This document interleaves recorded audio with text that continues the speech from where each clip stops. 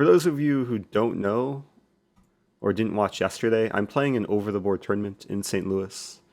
It's a 2019 Norm Congress. There's two sections, IM section, GM section. I'm in the IM section. It's a round robin, 10 players, 9 rounds. I was black. I played an opening that I've never played before. I was actually really excited going into this game today because I really wanted to try out this opening. I was expecting exactly what she played, d4, knight f6, c4.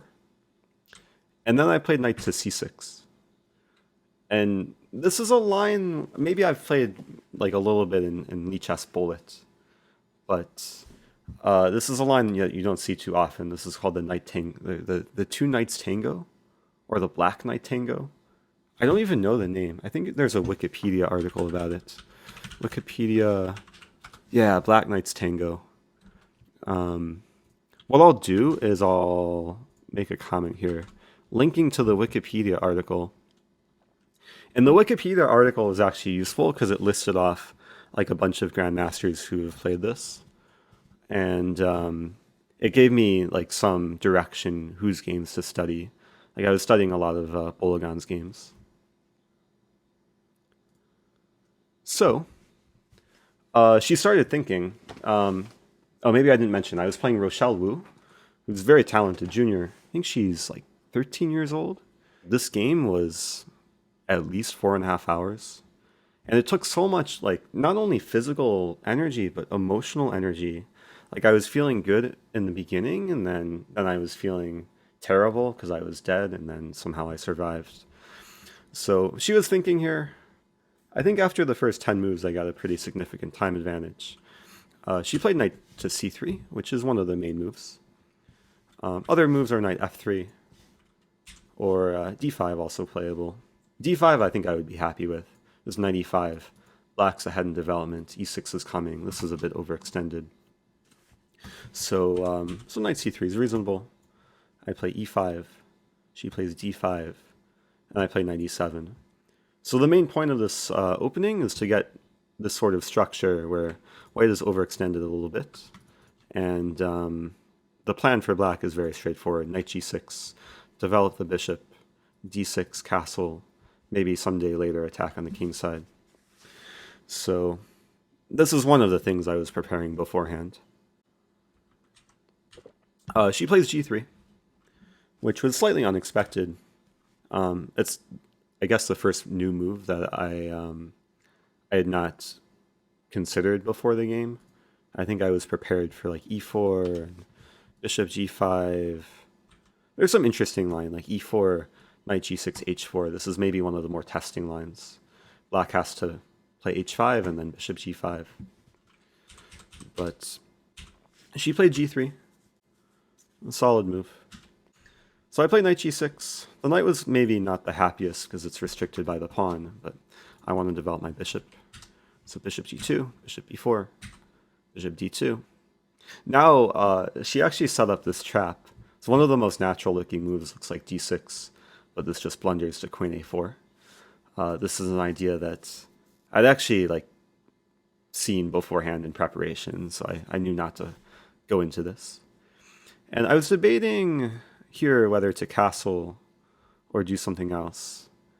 And I didn't want to castle immediately because after h4, h5, my rook wants to be on h8, kind of supporting the pawn.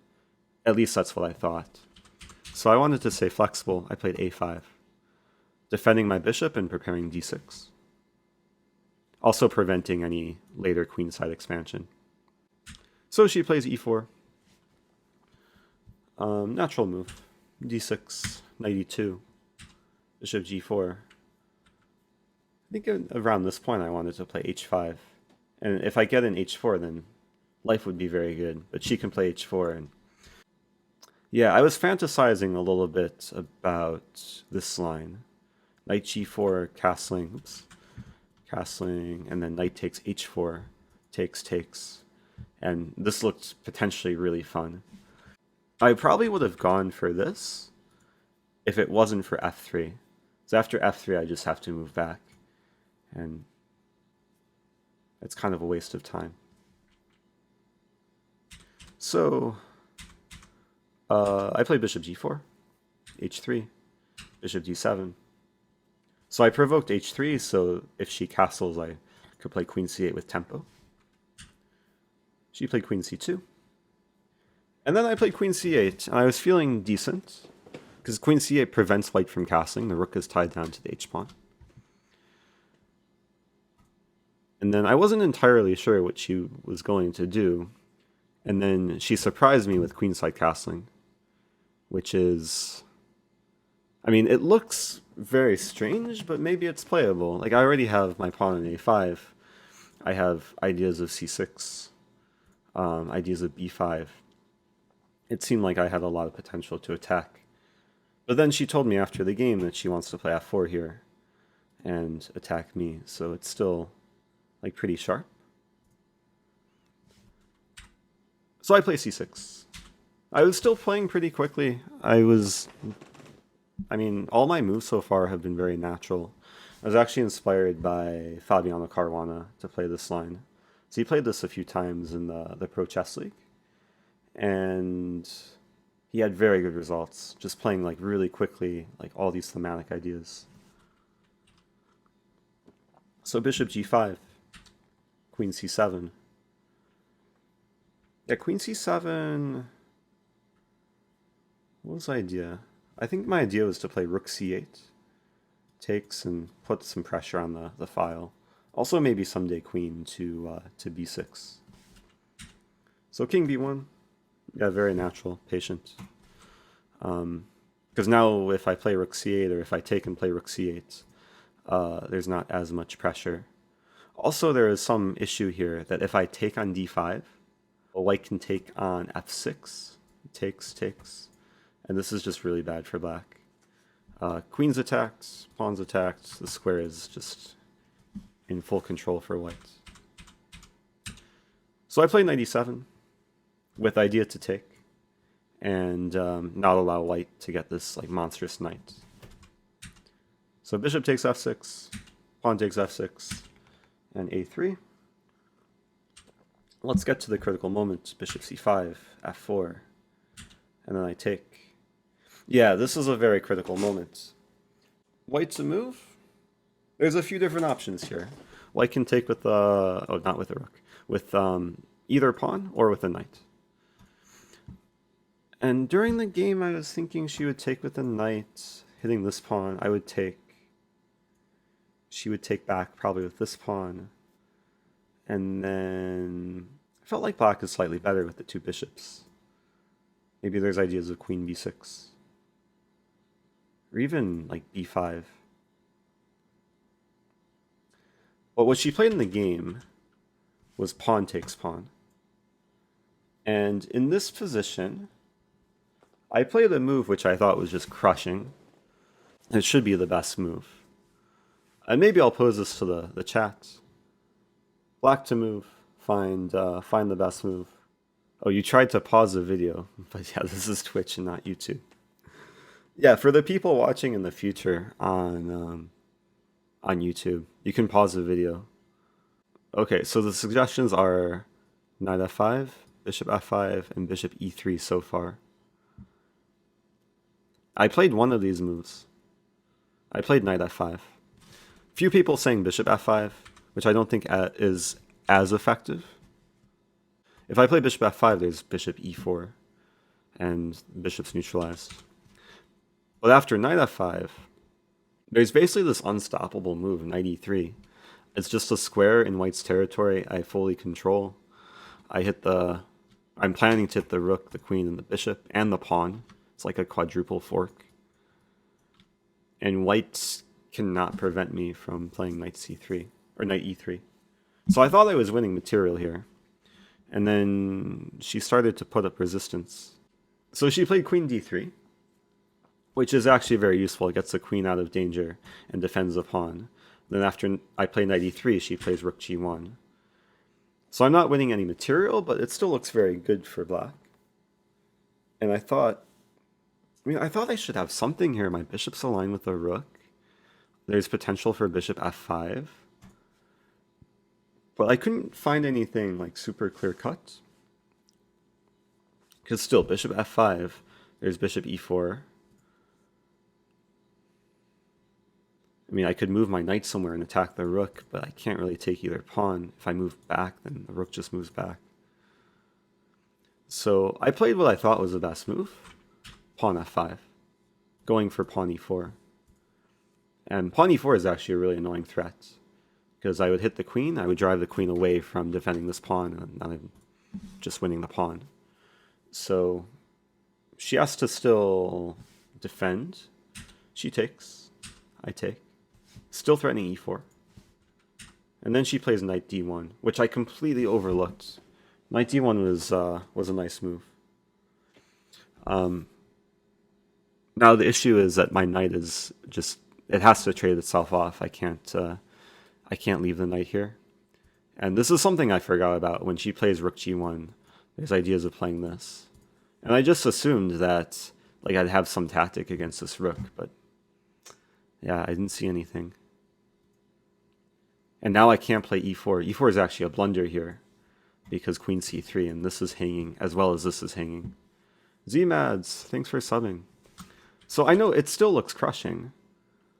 I did what I thought was only move, knight takes g2, rook takes g2. And kind of something weird happened, where I liked my position for a while, and then at some point I didn't like my position, and then she was just completely crushing me. She was also very low on time, so it could have been that I was playing perhaps too much. I was playing different moves and like trying to complicate things to take advantage of the time situation, but then it kind of backfired. But yeah, I have the bishop here, I have these pawns. But I don't know how good it is for black, because my king is still a little bit in the center. But white's pieces are not so coordinated. Isn't knight takes knight better? Yeah, if I take the knight, I mean, it's another option.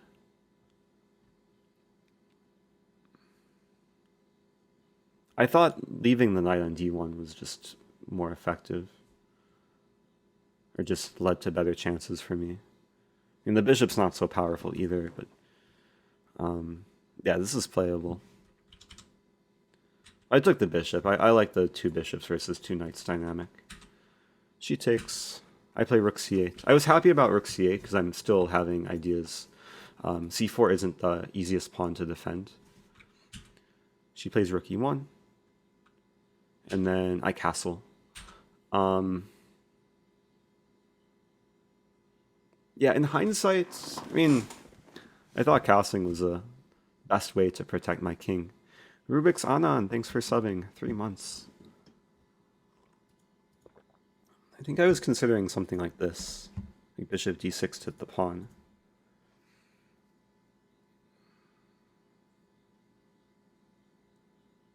But then there's knight e3, and like the knight can very quickly get active. So I castle. It's kind of late to castle. This is move 24. Like usually you should castle within the first 10 moves. I'm castling into a structure which isn't the most safe. Like a line with a rook and these double pawns. But I figured the g file can't be opened by force. Like if g4 f4, that's actually what happened. g4 f4. And I was feeling good here. I mean, these pawns are actually both pass pawns. I have the bishop here, and I was thinking both bishops are actually quite good. Like this bishop works together with the pawns. This bishop will help maybe later control the light squares. I was having ideas of king h8 and f5, and get the bishop to the diagonal of the opponent's king and queen. So I think she coped with this quite well, though. Like she played knight c3, okay, most natural move. I play king h8. And then she plays knight e4. And then the move that I initially wanted to play, I don't think works. And maybe I'll pose this as another question. I really wanted to play f5 here. I mean, f5 looks so juicy. So we imagine, okay, if takes, my bishop is aligned. If takes, I mean, it looks so great for white. This is hit. But I think there's one problem, is that after takes, there's incredible move for white in this position. Knight takes f4. And the problem becomes my king is actually a target in many variations. And she would just win a pawn here. And if I take the knight, I just get mated. Like queen c3. This is forced mate. My king has nowhere to go. So it feels so random, like the queen checks along the diagonal. I have nothing to block with. All these blocking moves. I can block on every single square, but no square is sufficiently defended. It's so sad. Also, same line applies, like if takes, she can take with rook. And after takes, it's the same thing. I'm just getting mated.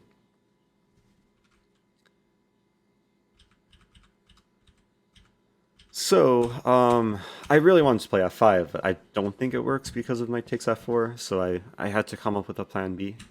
I played f6. I was hesitant to play this. Like, Ben Feingold was in the back of my mind, never play f6. But I felt like it was a reasonable move. Like, just secure the pawns. Like, the pawn structure is very solid. There's less tactics along this diagonal now that the f-pawn obstructs any potential checks. And I was still feeling decently. I also have ideas of bishop e8 to g6, because I still want to get my bishop along this diagonal. So she played d6. It's caught me a little bit off guard. Like at first I thought this was just bad, but then she found an amazing way to justify it. I'm actually curious, like how much she thought ahead, because if she played d6 knowing what was coming next, it'd be very impressive. Queen c6, but she probably did actually, because it was very very forcing. Knight takes f4. And at first I thought this doesn't work. Like I played f6 to stop this idea. The problem is that after takes, she takes on c5, and then if I take with the queen, I'm just losing. Like rook e7. This diagonal is no longer a problem, but this h7 pawn is a huge problem. Rar, yeah. OD chess.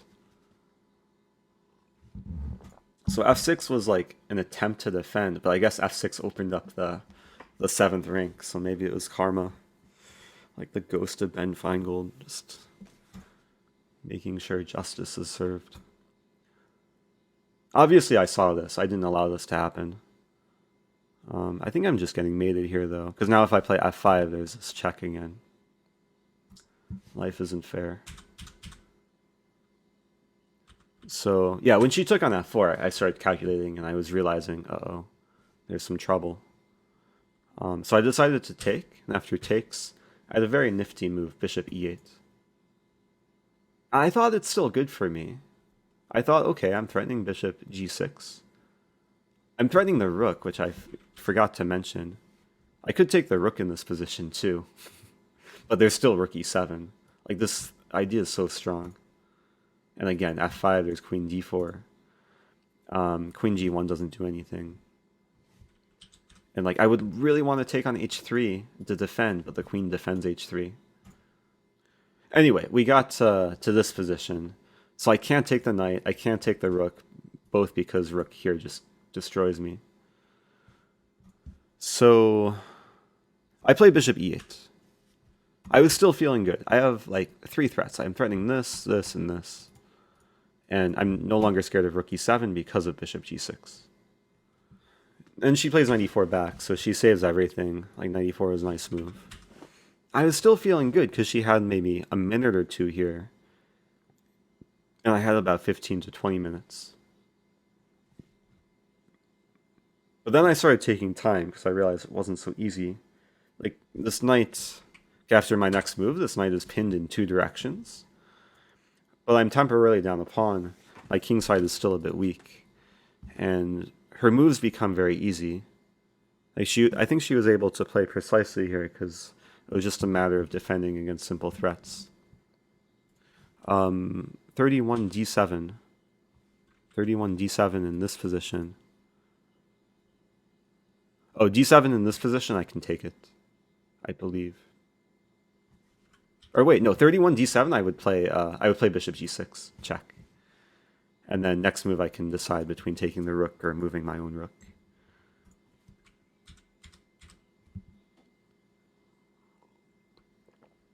What do I normally prefer? An easy win or a hard fought loss? Depends how much money is on the line. All right, bishop e8. So we get to this position. My time situation is good. I have initiative. But she started playing good moves. b3, defending the pawn.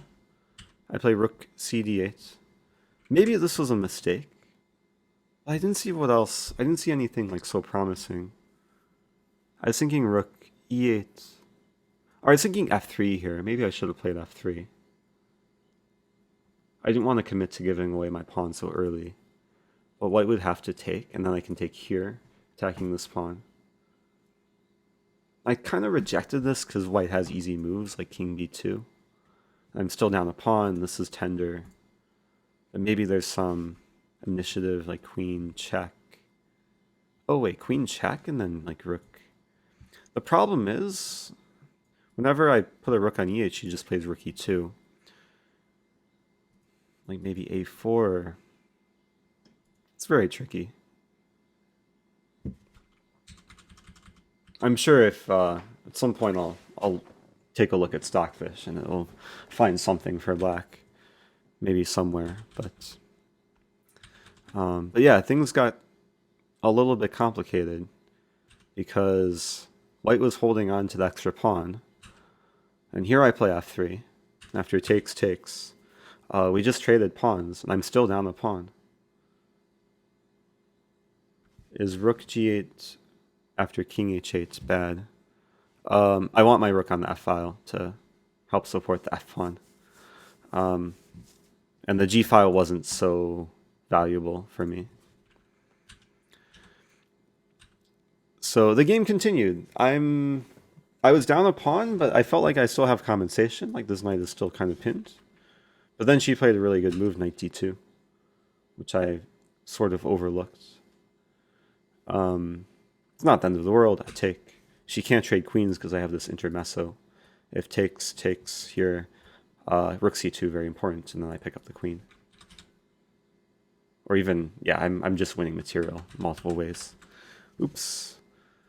So, yeah, knight d2. We trade. And at this point, I was still playing for a win. I still had massive time advantage. She was playing on increment, like hovering around a minute on the clock. So she plays queen c3. This is a very nice move. Protecting the king, targeting both pawns. Now that I played queen g1, I was still optimistic. I wanted to have ideas of this. I was hoping this knight would move so I could just mate and get some food. But that didn't happen. Rook e6, attacking the pawn. And the problem was it was hard to make progress. Like my bishop and queen are perfectly placed. Or so I thought. And my rook is tied down. Like I really want to play this and like add one more attacker. But I just didn't have the time. So I play king g8. I was trying to prepare rook d8. Rook d6. Oh, did I give spoilers? I'm sorry. I mean, the result is already here. But the way the game was drawn was really crazy. I'll put this on training mode again. Queen d1. Why didn't she play 39 a5? Oh, why didn't she take on a5? If she takes on a5... That's a good question. Because queen d4, queen c3. I think I was preparing this. Queen d1 threatening this, which leads to mate. She would have to go back. And then I would play rook d8. And I'm pretty sure the attack is now overwhelming. Like, there's no good way to deal with this. Oh, but maybe there's this. But knight e4, I have queen e2. No, it's still complicated. I think this is winning, though. If the king moves back, I just win. If queen c2, I can take and play this, and this should be winning. So the a5 pawn was, I mean, I was hoping she would take it because, I mean, it looks like a free pawn, but gives me just enough initiative to probably win. So, so I play queen d1 here, trying to tie white down. Like, I thought white was really stuck here. Like, the knight's pinned to the rook, also pinned down to defending b1. The queen's tied down to defending c2. So she played this move, queen c1. I played queen e2. And then she moved back. So this is essentially offering me a draw. Like, if I played here, I would imagine we'd repeat. But I was trying to win. And in this position, I was a little bit self-destructive. And I played a4. And I thought a4 should be a good like inclusion. I was expecting b4, and then I would move back to d1 and like try and keep the game going. But then she played a very cold-blooded move, e takes a4, which I assumed is playable, but I thought I would just win the pawn back. I thought now I can get ready to take the pawn. But then she played a very strong move here. And it's a move which I probably should have seen coming. But like in the heat of the situation, I just kind of forgot about. She played c5.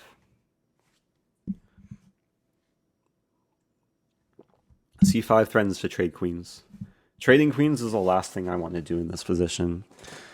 Like, even if I win this pawn, queen b3, I mean, this is a pretty bad endgame for black. I mean, these two pawns, this pawn is difficult to hold on to.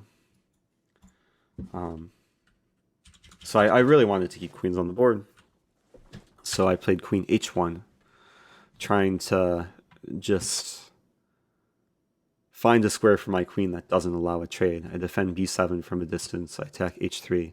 I'm still eyeing b1. I have ideas of queen h2. And then she just completely outplayed me from here. a5. Simple, patient move. Basically calling my bluff that I don't really have a threat. I play rook e8. Then she plays g5. Strong move. Takes. I mean, what else to do? And then rook d7. Threatening mate. Yeah, something went seriously wrong. I probably should have taken the repetition when I had the chance. The point of g5 is to remove this pawn from obstructing the queen and get to the g7 square. So I pretty much have to take, and then white starts threatening mate. And it's not easy. So yeah, I play bishop f7. I mean, this is the only way to defend. And then queen f6. So at this point, every move felt like a punch in the face. Like g5 was a punch. Queen f6 is a punch. Just getting slaughtered. And now this is a threat. This is a threat. Now I tried not to look at the engine like after the game, but I took a peek at the engine. I remember, I think Stockfish said like minus, or no, it's +7 here. Like white's just completely crushing. But somehow given the time situation, I was able to put up some resistance. I play rook f8. I mean, I have to defend my bishop. Queen takes g5. Why do you not like looking at the engine? I don't mind looking at the engine, but I like to just use my brain before I be lazy and just see like what the computer spits out. Because it's always interesting to like arrive at your own conclusions and then see like everything you missed afterwards. So if people want to analyze this with the engine and see maybe how wrong I was about certain moments, I'm leaving the study link in the chat. But I do encourage people, especially when reviewing like their own games, to try and arrive at your own conclusions and then later come back with engine if you have enough time. Okay, so I was feeling pretty sad. I mean, white has any sort of perpetual, but clearly going for a win. Knight e4 is a very strong move. Ideas of knight f6. Queen g2. Rook d2. I don't have any checks. Knight f6 is coming. And like when I saw this ahead of time, So I saw this position coming. I thought it was just going to be dead lost. But I have one move here which keeps me alive, kind of. Queen g7.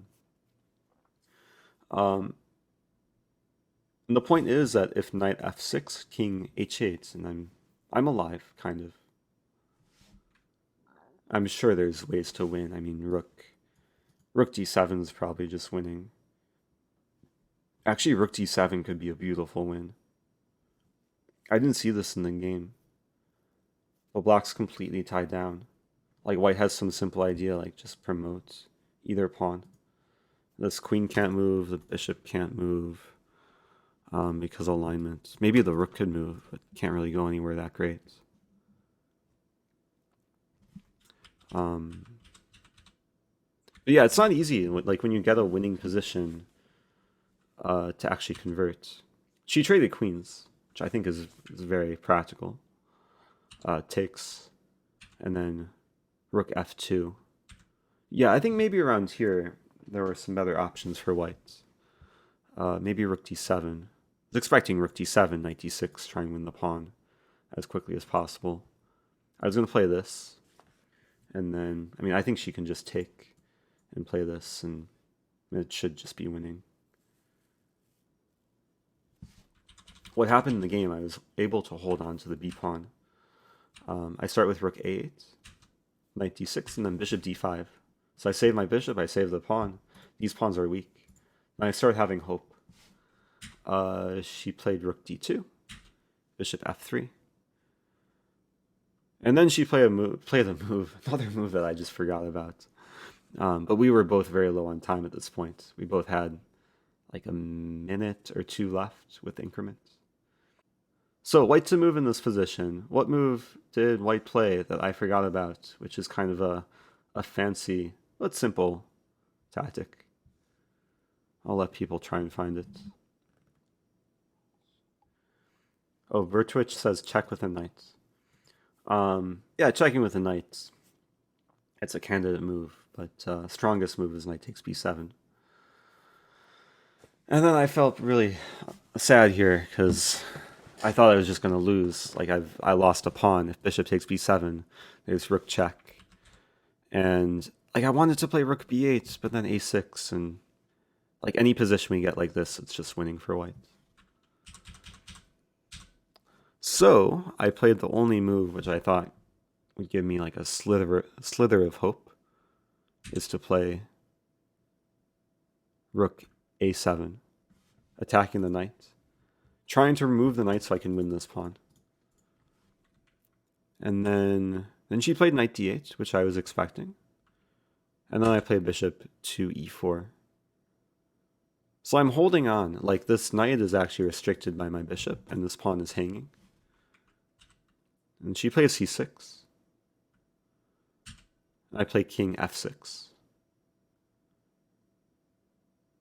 And somehow it was a little bit confusing, and I think because of the time situation, yeah, white didn't find the best approach. Now that I'm looking at it, oh wait, knight b7. Oh, knight b7 is what she played. I mean, maybe white should just turn on Stockfish, see what the best move is. Maybe rook d7? Rook d7 doesn't look right. Takes.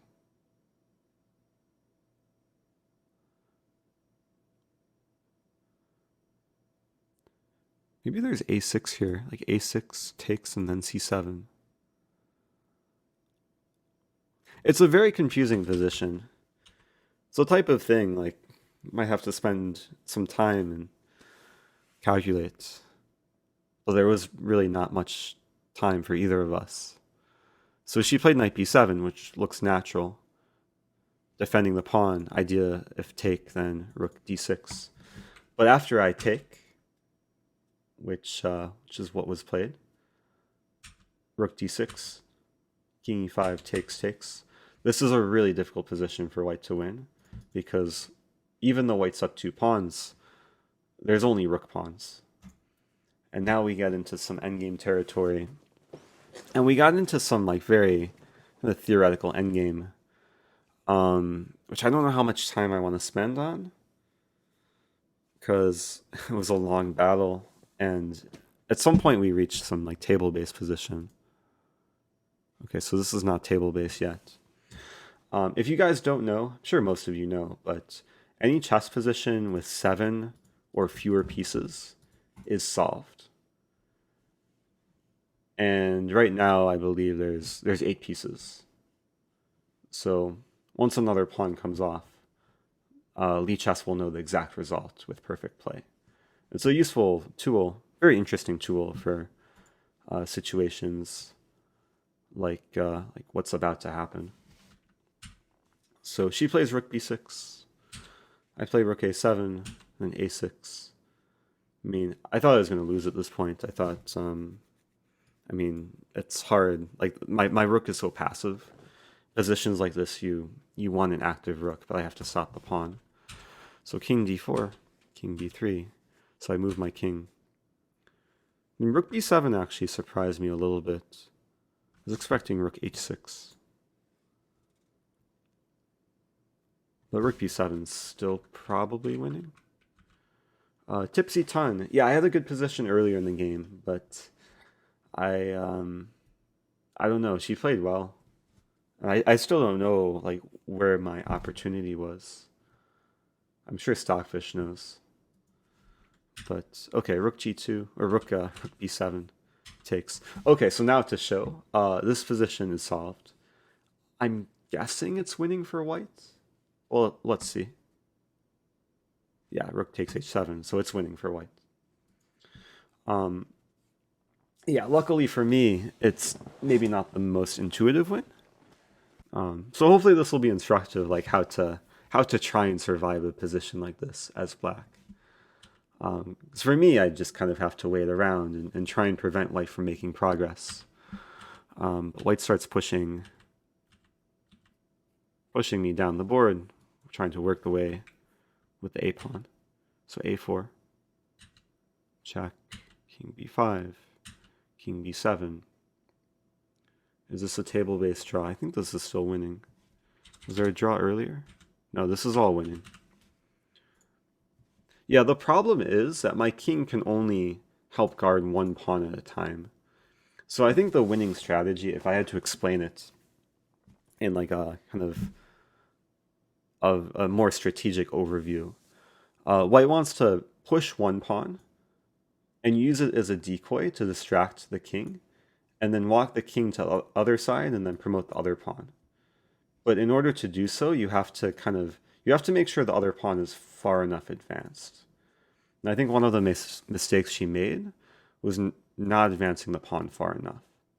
Like the pawn stayed on h3 until it was too late. Oops. Rook e4 was not played. Why not trade rooks and promote the pawns? There is no chance to trade rooks. She tried to trade rooks. She tried with rook b7. But of course, when you're black and you're down a pawn, you don't want to trade off. Or in this case, down 2 pawns. Aquila, good to see you back, Aquila. I'm doing okay. I'm playing a tournament. It's stressful. I somehow survived this endgame. So going forward here, I'll go a bit quicker. Yeah, I think in this position, this is like the table-based moment where, yeah, she should start with like h4. Because the pawns should kind of work their way up together. She played a5, which I don't fully understand. Like somehow it's drawing after. I really don't understand this. Like, okay, rook b1 is logical, but rook f3, the other drawing move, I really don't understand rook f3 because h4 happens.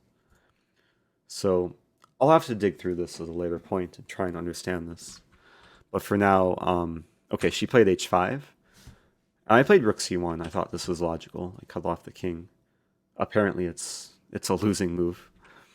But then she played a6, and I think this is a point where it should be a draw. Like a6 was premature. Like a5 should still be winning. The problem was that after a6, the king has no shelter, And I just start checking. And I can, like, if the king goes too far this way, I can simply attack the pawn. So what ended up happening is check here, attack the pawn. She played a7. If she plays king here, I just check again. And after a7, there's a very nice kind of drawing idea. After h4, check, king d5. Because now she's trying the strategy, like, okay, I can't take the pawn, and now she wants to go and promote this pawn. So I'll leave this as a final test for the chat. Black to move. What's the easiest way to draw? Rook d3 check is unfortunately illegal, but I think I know what you mean. Rook e6. Okay, most people are saying it correctly. Rook d6 check. This is what we call the crazy rook, or the mad rook. The rook will continually give checks. The king has nowhere to hide. So what ended up happening, check, check, and this is how the game finished. Check. Then she tried one trick. Also, this is a very, like, kind of typical idea in positions where you might be dead lost, but like this is your last trick. This is why if you're playing on from a lost position, you want to leave yourself with like a rook or a queen and try and achieve a situation like this, where you sacrifice your last major piece to stalemate your opponent. In this case, I force the sacrifice, or it's just perpetual. Just the last trick here is that when the king goes to h5, I have to I have to play the right rook move. So again, I'll leave it to the chat. Black to move. Should I play rook h6 or rook g5? There's a very big difference between these moves. I'm sure this is going to be very easy for a lot of people. Resign. That'd be tragic. Get all this way and then just resign. Oh, I ran out of checks. Time to give up. Okay, rook g5, yeah. The problem with rook h6, again, the rook takes and unstalemates me. So this is the one trick you have to be aware of. Chess Weeb in the chat saying such a savage rook. Yeah, that was a nice way to finish. That's why the pawn got too far. And this pawn was a little too slow. Could declare war, yeah. So it was a crazy game. I mean, I guess here's what I'll do, because I'm going to put this on YouTube. So for the YouTube audience, hope you guys enjoyed that. I'll leave a link in the video description so you can click and analyze on your own. Leave your comments below if you have any questions. Feel free to talk amongst yourselves, and I'll see you in the future.